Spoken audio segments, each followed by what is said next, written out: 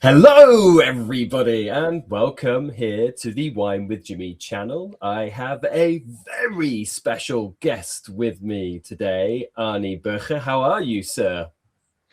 I'm splendid. Thank you. Thanks for asking. The weather is perfect. So how could it how better could it be?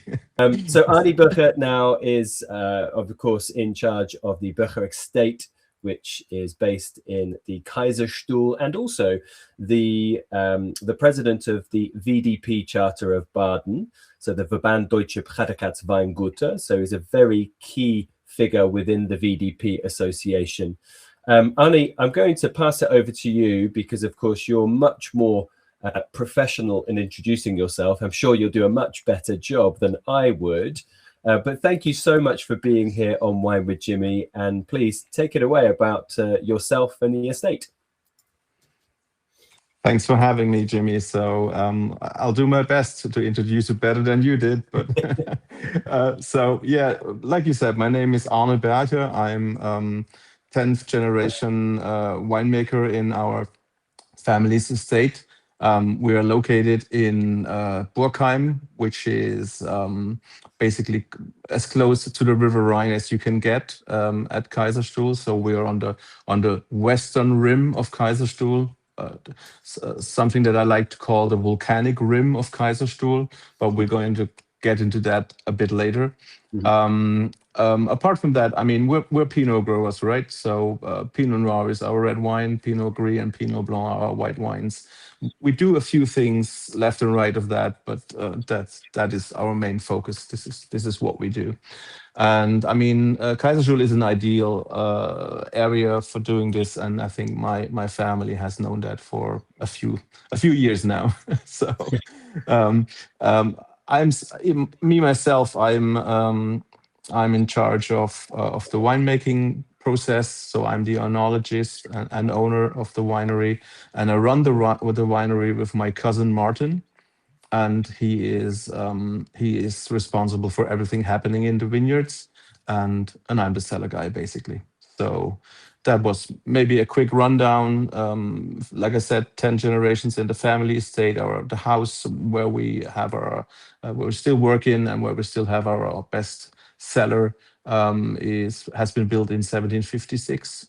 So yeah, my family came into the region after the 30-year war, and hasn't moved since. So here we are.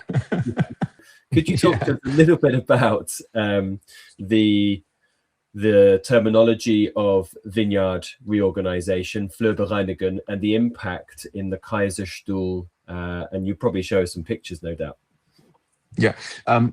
Basically, before we get into the Schlossgarten as a vineyard site, I just wanted to show you that we are, or talk about that the main thing behind the need for a reorganization of vineyard areas is the fact, and here you have to help me because I don't know the English word for that.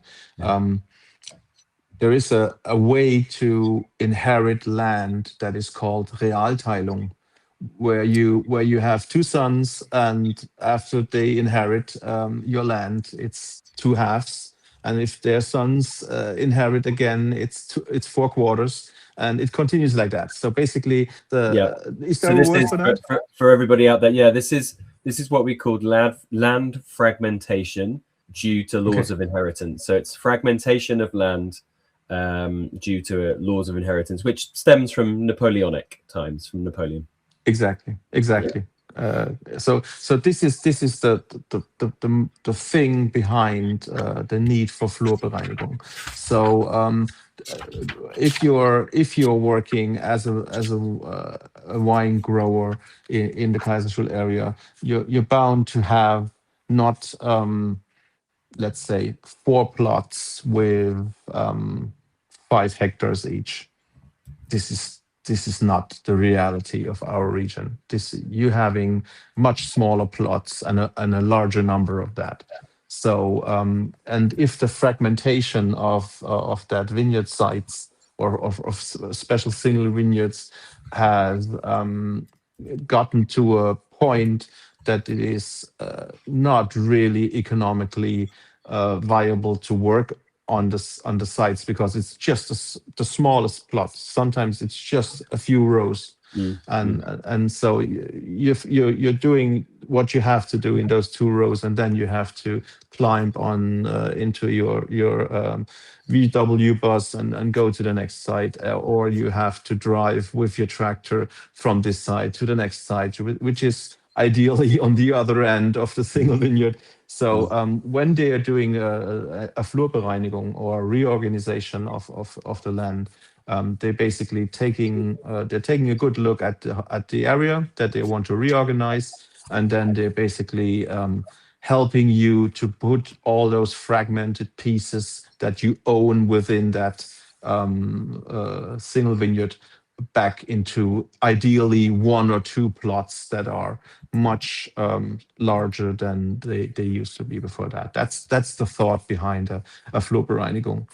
And if we're talking about Flurbereinigung, we have to talk about how that was done in the 1960s to 1980s, or even the 1990s, where they're basically impacted especially the Loess sites in Kaiserstuhl, because you were able to basically reform, to terraform the area. So what they did, they built, or they bulldozed like really big terraces to make that economic way to work and on those single vineyards, or on your private plots, much more to increase the economic value of the sites. And I think, looking at how a Flurbereinigung works now, as opposed to how a Flurbereinigung was being done in the 60s to 80s of the last century, is that right now you're respecting the natural landscape much more. So, and I think that's also we're actually on the right photo there in the that we're looking at. I'm just quickly going to focus go into it a little bit. This is a site where there are small Loess terraces. This is very close, if not exactly what used to be done before big Flurbereinigung. So you basically try to retain smaller. Still, you have to work good on a terrace like that. I mean, a terrace where there's only 1 or 2 rows, this is not going to work. But mm, something like this, you can basically dig that out of the Loess without having to bulldoze it heavily. And I think this is a more modern way to work in the Flurbereinigung, as opposed to the big movement of Loess soil that was being made, or that had the masses of Loess that had been moved in the 60s to 80s of the last century. And there is a big difference between grown Loess, or Loess that is still basically as it started to come into existence when the wind was blowing it to the craters of Kaiserstuhl, because it was always just a small dusting of Loess that came on top of the other layer, and when those small particles were exposed to air and to water, they built like chalk bridges between the particles. mhm. So a grown Loess that has grown over hundreds and thousands of years. This is something that is really sturdy. So if you, I mean, have you been to the Kaiserstuhl? Have Yes. you ever seen like a Loess, a wall? Just to give you an example, this is a wall Yeah. that is completely, how do you say that? This is as steep as it gets. This Yeah. is 100%. So, and Gradient. it still holds. It still holds, and this is a really good example for grown Loess.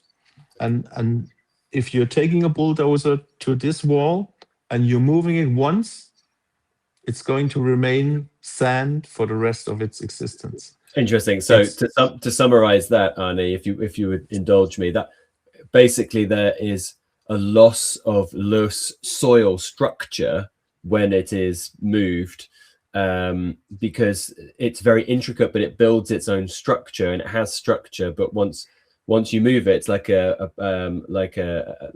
pack of cards, you know, that you take one out and it just falls apart right into sand. That's a really good analogy. That's exactly what happens. If Loess has been coming into existence by layer upon layer upon layer, it builds a sturdy structure. In a wall like this on the picture, you can basically dig your potato cellar, and people used to do exactly that. And if it doesn't come down on your head the minute you dig it, it's going to hold for 100 years. So this is something that is also part of what Kaiserstuhl means and what Kaiserstuhl is. So Arne, I think it's important from a summary of talking around Flurbereinigung that, you know, that there are many people that are very anti Flurbereinigung. There are others, certainly in economics, that are very pro, and there often is quite a lot of discussion around the use and the impacts. But the level that you've mentioned is that, in fact, it seems like that you would support Flurbereinigung if it is done carefully and correctly, because of course in the past, as you mentioned, in the 60s and 70s, there were problems around some of this, let's say, untested Flurbereinigung, or maybe it was not as well thought out. And in fact, there's a really good video. I put a link in on the chat panel, and there'll be a link in the description of this. Arne, you know what I'm going to mention because we've talked about this before, yeah. But I found a really good video from a German news station, which I've added English subtitles to, that you can watch on my YouTube channel, which actually is about 4 or 5 minutes, but it's a German news segment on Flurbereinigung and the negative impacts. Well, positives and negatives actually in there, but how it wasn't done too well in those kind of early years. But you were mentioning now that there's much more thought that goes into it in today's Flurbereinigung. Yeah, I couldn't agree more. You've basically summarized it very well. So nowadays there's also, I mean, there's ecologic parties involved that biodiversity, biodiversity, and if you're touching the land nowadays, it is well thought through. And I mean, it's like with everything. I mean, in the euphoria of industrialization, where everybody was seeing that Germany moved forward, got to be number one in a lot of industries. I think that's where the wine growing also was swept up in that movement. And you're prone to overdo things if you're swept up in something like that. And then only later, when you're looking back on it in hindsight, you are able to really evaluate what you've done. And it's only a mistake if you do it again, you know.